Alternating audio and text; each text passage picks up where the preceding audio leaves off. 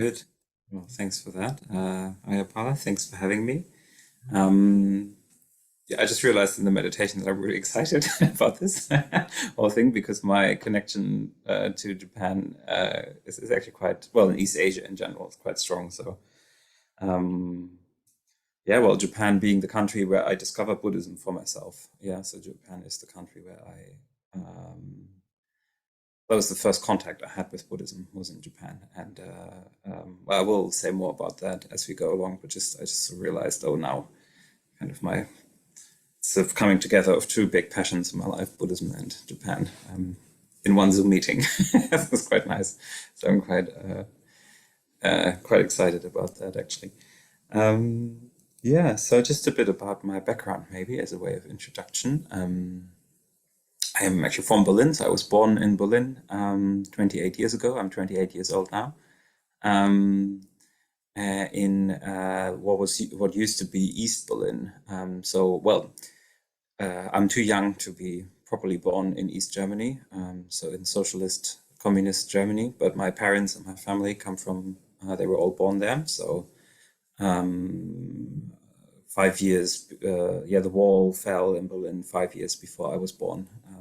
So I'm too young to be considered an East German, but generally that's sort of interesting to know because um, East Germany doesn't have any religion, so they try to do away with every sort of religion. It was a very atheist environment. Yeah, so I grew up without no religion at all, absolutely no religion, very atheist. So all my teachers, they weren't Christian. Well, Christianity would be the religion here.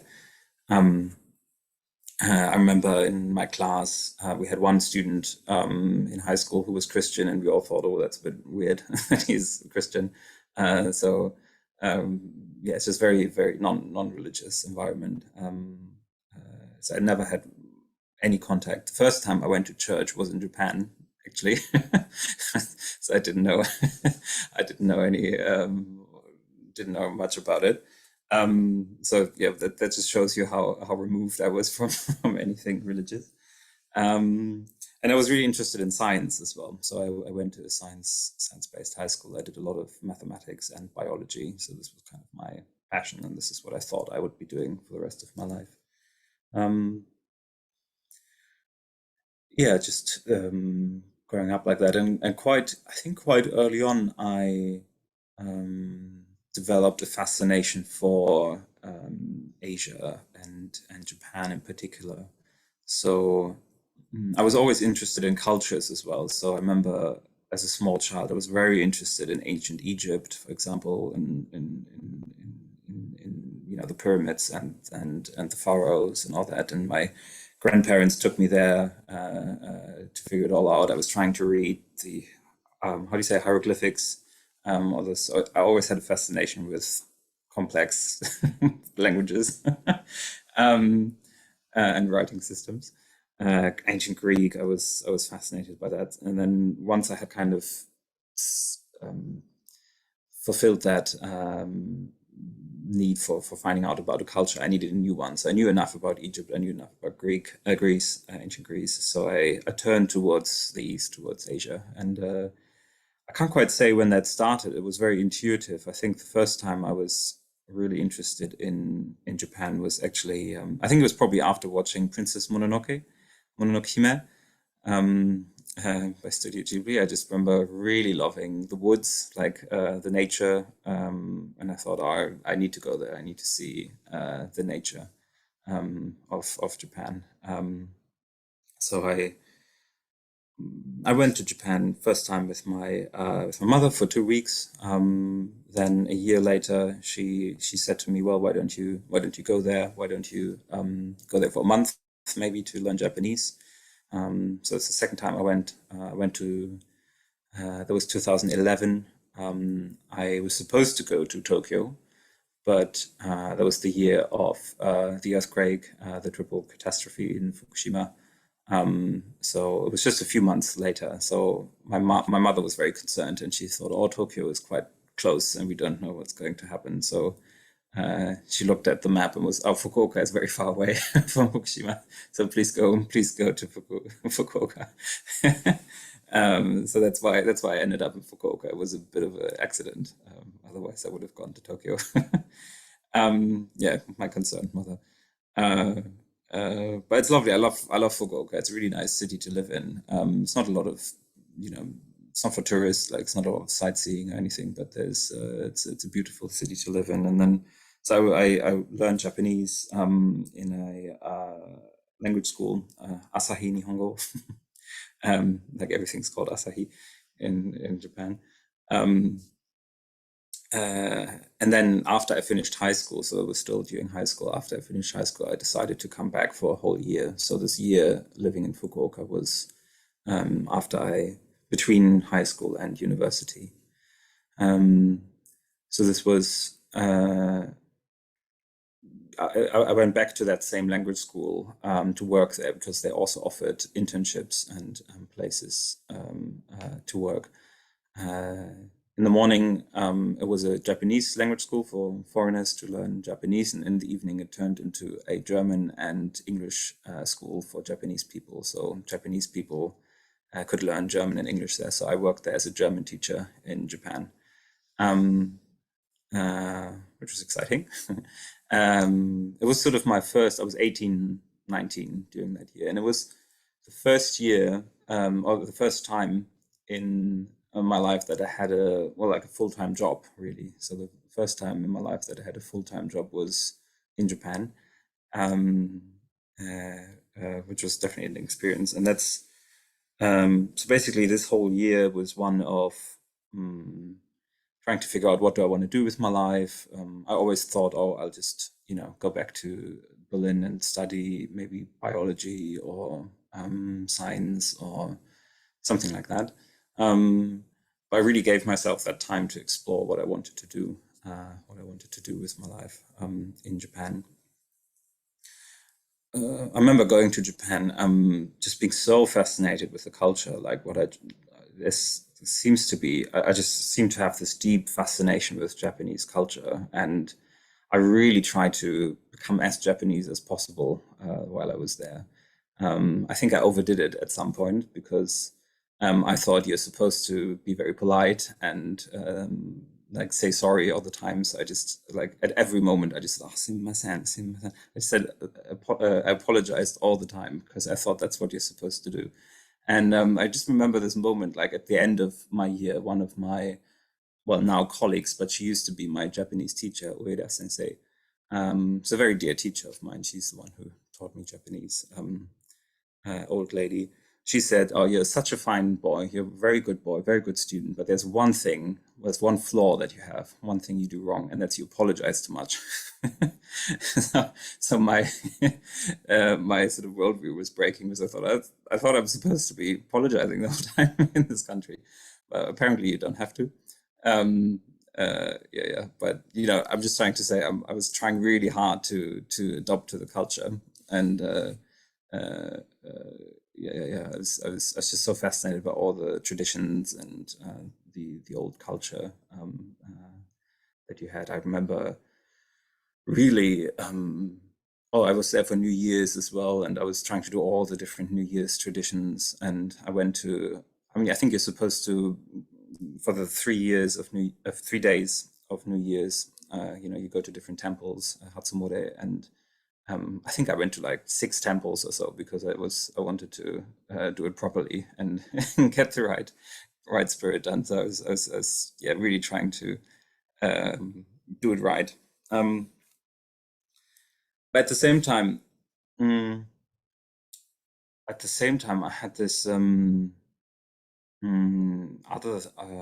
thought, or I remember this one experience where I was in the office. So I was doing office work for the language school as well as teaching classes. And I just had this experience of thinking, okay, so this is just what life is now. You finished with school. There might be 4 years or so of university coming. But basically, that's it. Basically, you're going to sit in front of a computer. No matter what field of study you choose, there will be some sort of computer at the end. waiting for you, and you'll be sitting there for hours and hours, and until you retire, and that's going to be your life. And I just thought, okay, that's. I just had this deep. Um, it was just this like a real shock for me because I thought, oh, this is just. I mean, it was fun working for the school, but I thought, well, it wasn't that much fun either. So it wasn't that fulfilling either at the same time. I loved my job and I loved the language school, but I thought, well, surely there must be more. Surely there must be something else here. And I remember talking to my parents about it and saying, how do you deal with that? Do you just live for your work? And they said, oh, well, obviously we have these thoughts as well every now and again, but we just sort of push them aside and just keep on doing it. And it's just part of life that you have to work and then you die. So to say. And I thought, oh, that's not what I want. um, uh, I just didn't accept that. I didn't accept that there was only a computer in a room for me for my whole life. I sort of couldn't accept that truth, and I really tried to think, okay, well, what do you want to study then? Is there any sort of job you can take up that um, doesn't just involve hard labor and very repetitive work and gives you some sort of sense of meaning, something where obviously there's always a computer involved, but I mean, a computer is just a metaphor now. um, is there some sort of job that could give me a greater sense of meaning in my life? Um, and I thought. I went through many things, and I remember just having this one thought. It sort of came up like an image for me, where I thought I just had this image of, well, why don't you become like something like a priest, something like a religious person? Because I thought, oh, I don't know where that came from. It was just a very strong internal image because I thought, well, a priest is someone who helps people, who talks to people. You might have to do some bureaucracy on the computer as well, but that's fine because it's for a bigger purpose. You help people. At the end of the day, religion is pretty useless. Like it's not utilitarian, as we say. It's not kind of practical. It's something like you're a bit like an artist. You try to help people. You try to um, um, um, serve something that's beyond practical purposes. Um, but my problem was I didn't have a religion, so I didn't have a religion to become a priest in. So I tried out different things, and I remember I thought, well, my cultural religion is Christianity, I guess, and I know a little bit about it. So let me try that out. So I tried that for maybe a day, and then decided, oh no, this isn't for me. Yeah, I remember going to a church on Christmas. I think it was on Christmas. I went to a church with some friends because they wanted to go, and I thought, oh no, this isn't for me. This isn't what my heart responds to. Um, but what I did know was that every time I went to a temple, like a Buddhist temple, especially in Japan, I just experienced this intense satisfaction, this intense calm, this intense like, oh, there's something here. I don't absolutely no idea what Buddhism is about or what they're doing in the temples. I knew there was something that drew me in there, so it was very intuitive. I knew that that was something I needed to follow up on. So yeah, I just kept going to temples. I mean, I went to. I mean, as you all know, probably you don't only have Buddhism in not just Buddhist temples. There's Shinto temples as well, Shinto shrines. So I just loved the atmosphere there. I just loved going.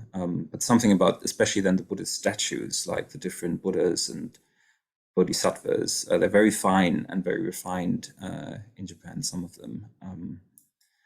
Uh, I just sort of knew that I just was somehow had a response to them. I remember feeling like I don't know what they mean, but I just found them incredibly beautiful. There was one instance where someone I knew died, and I was quite a young person who died back at home, and I was still in Japan, and um, I didn't quite know where to go with my emotions. I didn't quite know where to direct them. So I just went to a temple. There was a temple with a huge wooden Buddha in Fukuoka at Daibutsu, like a massive wooden Buddha. So I think it's like the biggest wooden statue or so in Japan.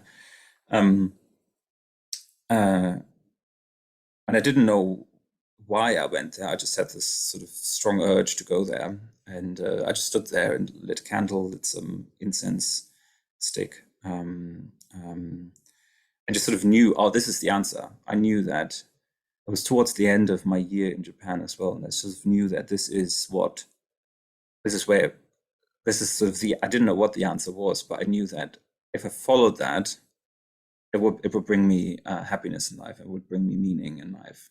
Um, uh, I don't know why, but it looked really attractive, and it looked like the answer, so to say. Now, at the time, I couldn't. It didn't feel like that. Um, you know, this whole intuition, and it's just because I can now look back on the time and say, oh yeah, this is probably what happened. At the time, I just went to a temple because I wanted to, and said, oh yeah, well, let me just light a candle, and oh, this looks really nice and looks really attractive. Let me follow it up. Like sometimes these things don't happen like on a very conscious level. It's only now looking back, there was all these threads and steps that led me to follow up on Buddhism. Um, so yeah, I just looking back now, I can say that I was always looking for something, and I just seemed to always come back to a temple or to something about Buddhism when I wanted to know more about I don't know, how to get a meaningful life or so. I did actually go to a few meditation classes in Japan as well. It was a different temple. They offered meditation classes for foreigners. I don't know quite why they advertised it for foreigners, because the monk couldn't speak English, so it was in Japanese. Just one of the temple ladies could speak English, so she introduced us to the monk, and then there was a 40-minute talk in Japanese about Buddhism, and my Japanese wasn't good enough. I just remembered it was something with like a cloud and raining, and then only years later I realized, oh, this is the White Lotus Sutra Dharma. He talked about that. But um, I sort of enjoyed that. I sort of thought, oh yeah, that's kind of nice. So I thought, oh, okay, let me follow that up. This is sort of my experience. Oh, there was another experience I had in Japan where um, I knew about this pilgrimage that Aryapala did, the Shikoku Henro. Um, and I thought, oh, that's something that maybe where I can learn more about Buddhism also. I didn't have quite the time to do the whole thing, but maybe there's like sort of miniature versions throughout the country. And in Sasaguri, which is an area outside of Fukuoka, there's a small version of that you can walk in just a few days. So that's what I did. I walked a very short version of the Shikoku Henro in Sasaguri. Just I think it's supposed to be 4 days, and a friend of mine, we walked it together. Um, it was very cold still. It was May, so, and we didn't have the proper gear with us, so we just rushed it in 2 days because the first night was so cold. So we did like 3 trips in one day, like 30 kilometers or so, and the second day. But there was a special experience because again, I had absolutely no idea what Buddhism was about and why we're doing this and why what Buddhism is trying to teach. But I knew that I love temples and I love nature, so that's what I did. We walked around, but the experience um, was definitely one of like, oh, this is right. This feels very right for me. This feels very appropriate. I feel very at home here doing this.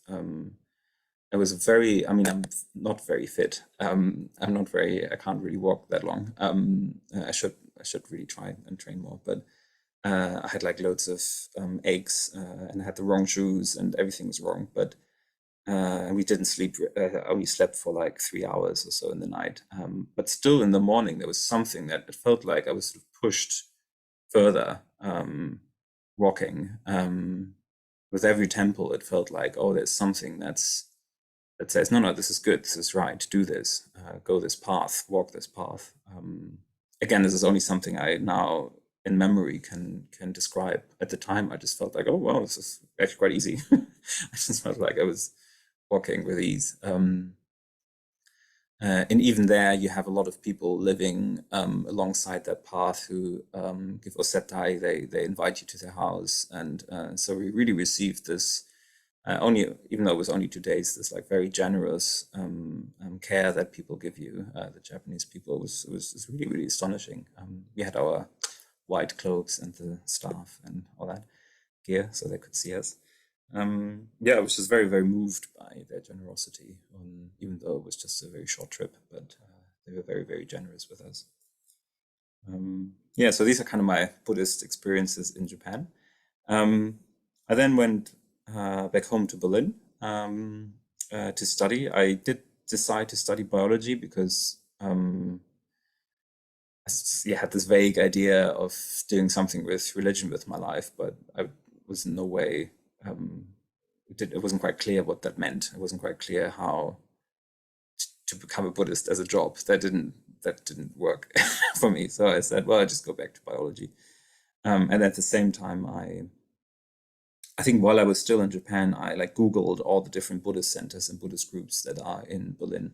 And there's a lot of them. There's a lot of Buddhism in Berlin. There's, I think, 60 different groups, 60 different Buddhist traditions in Berlin, like Tibetan and Zen and Thai Buddhist groups, Vietnamese Buddhist temples, just a lot of different temples that you can go to. So I was a bit overwhelmed. Um, I knew that I did not want any specific Buddhist tradition, even though I was very interested in Japanese Buddhism, obviously. But well, and as you know, probably there's like 13 different Buddhist groups, Buddhist sects in Japan alone. It's like at least there's so many different sub forms of Buddhism in Japan. So I didn't really know what even Japanese Buddhism was about, because there's Shingon, there's Jodo Shinshu, there's Jodo Shu, there's Nichiren, there's all these different types. Um, who all teach something very different. Um, so then I came across Triratna, the Triratna Buddhist Center, and I was very attracted by the fact that it was trying to really see the essence of Buddhism, really look at the whole of the Buddhist tradition, and try to figure out, okay, what is the core of all that? What is the kind of unifying um, aspect of it? What is Buddhism at its core? And then how have the different traditions found expressions of that core? So this is why I then went to the Buddhist Center here. That was there directly after I came back from Japan. So that was in 2013. Um, yeah, I went along.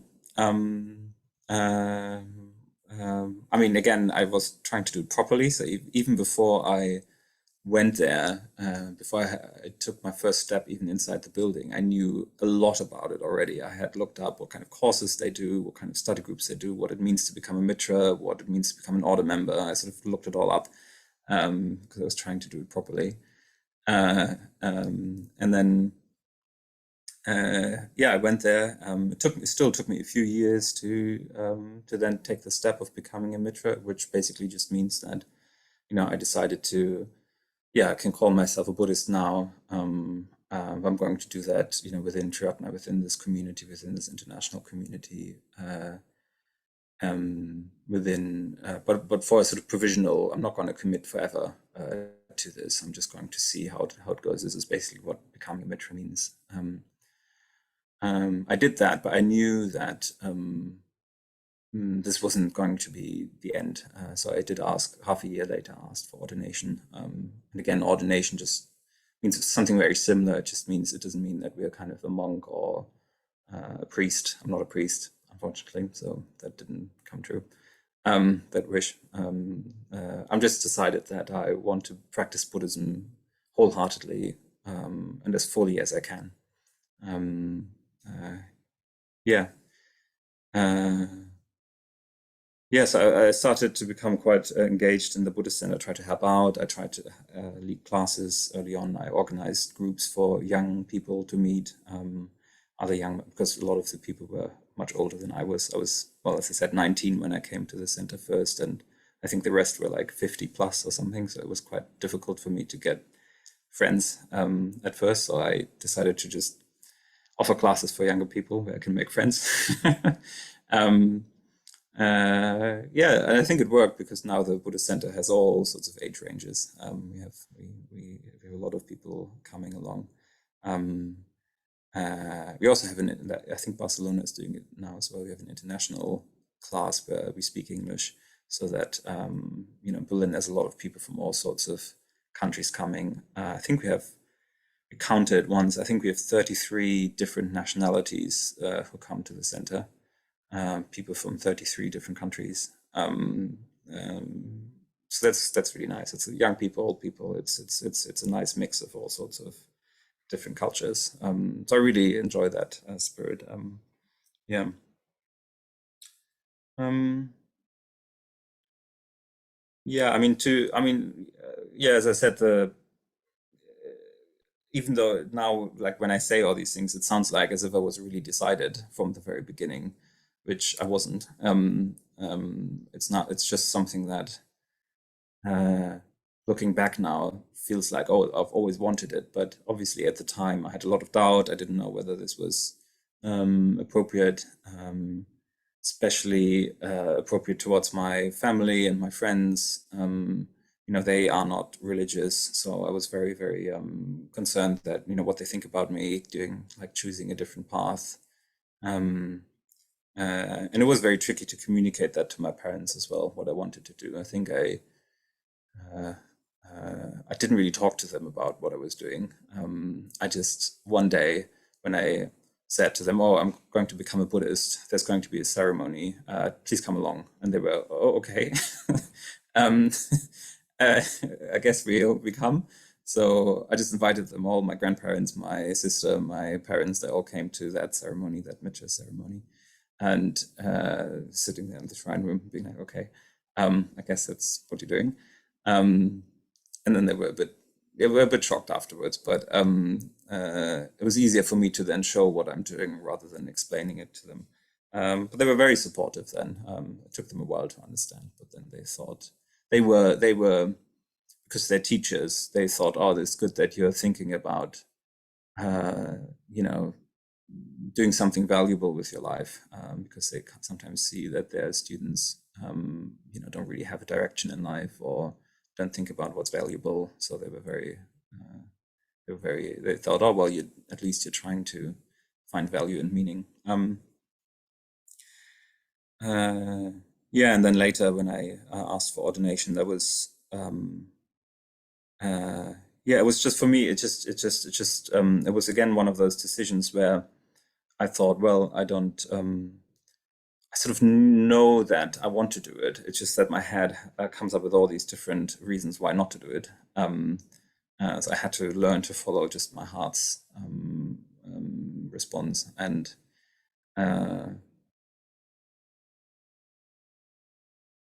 it was me asking for ordination was another.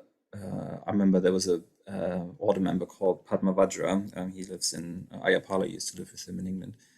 He visits Berlin a lot, and he gave an amazing talk at the Buddhist Center. And he, I remember standing in front of the Buddhist Center one night after one of his talks and chatting to him, and he said, "Well, will I see you tomorrow? Will you come to the group I'm leading tomorrow? I will lead an evening for people who have asked for ordination, people who are training to become order members."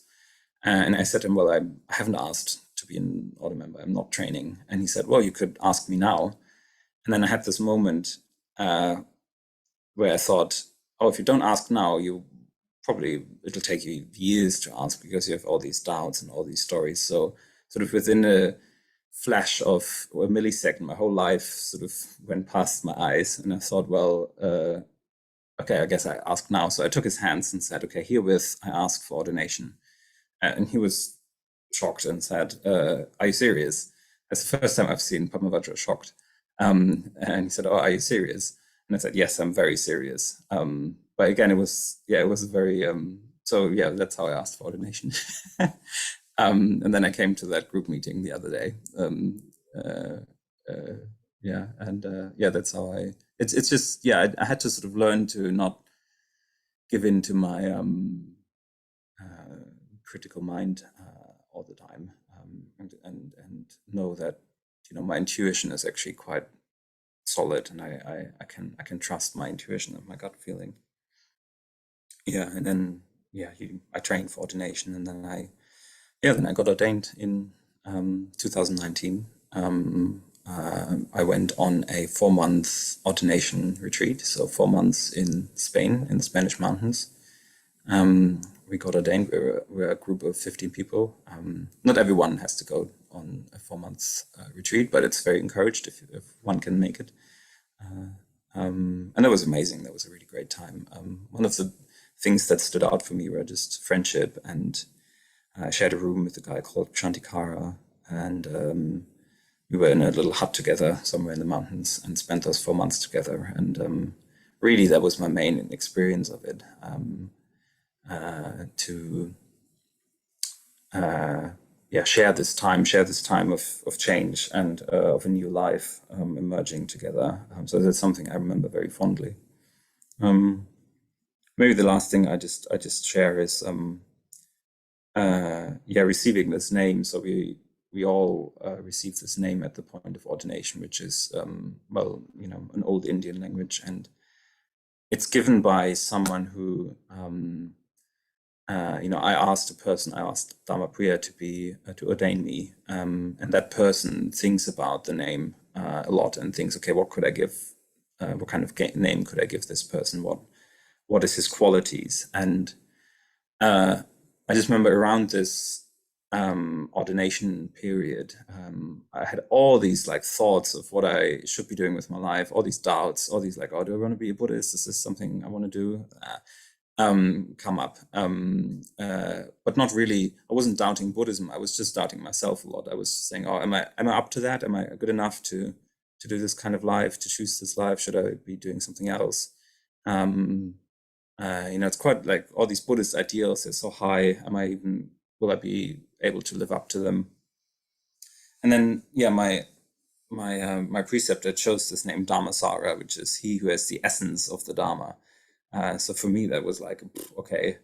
For me at the moment, it meant like, oh, he trusts me to live a fully Buddhist life, a fully Dharmic life. So I just felt this ordination was not just, he wasn't just saying, yeah, you're okay, but he was really putting his whole trust in me. This is what I felt. I really felt seen by him, and really felt like he trusted me to live this life fully. So I just came back with a lot of confidence, because other people had put this confidence in me. Came back to Berlin and started working in the center and started trying to fulfill my name and live essentially Dharmic life. That's what I'm trying to do with my life. Still lots of mistakes, but there we go. Here I am living it, and I'm still trying to find a link also always with Japan. Like there was a time when I thought, well, how do I combine, and it's still an ongoing process for me to combine this passion for Asian culture, Japanese culture, and Buddhism together. You can see there's a lot of Japanese Buddhist stuff in my room. I've always wanted to live in Japan as well, but then Berlin was always, my family is here. There's a strong link for creating, bringing Buddhism to Berlin as well. So I still feel a bit stretched in all directions. I mean, just being in this Zoom meeting now makes me want to take the next plane to Japan and go there and meet you all. But yeah, this is for me an ongoing process to find a way of combining those two things. Well, I'll leave it here. Maybe it's enough of introduction and self-introduction.